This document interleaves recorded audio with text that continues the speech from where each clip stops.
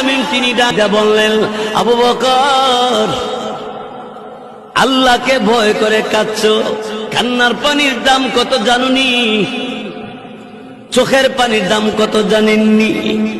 কঠিন কিয়ামতের ময়দানে আল্লাহ নবী জাহান্নামের পারে দাঁড়ায় দাঁড়ায় কাঁদবে আর বলবে, হে আল্লাহ, জাহান্নামের ভিতর আমার উম্মতেরা আছে, উদ্ধার কইরা দাও আল্লাহ, তাদেরকে মাফ কইরা দাও। আল্লাহ রাব্বুল আলামিন, আমার আল্লাহ তাআলা জিবরাইল ফেরেশতাকে বলবে, জিবরাইল,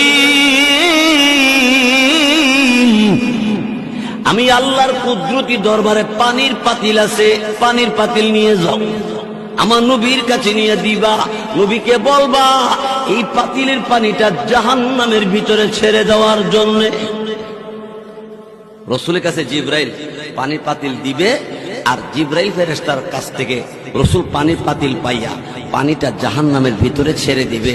জাহান্নামের আগুন ঠান্ডা হয়ে যাবে, নিভে যাবে।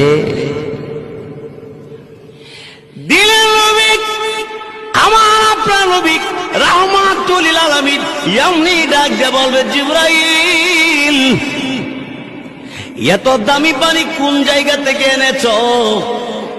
এটা কি হাউজে কাউসারের পানি না জমজম কুয়ার পানি? জিবরাইল বলবে, নবী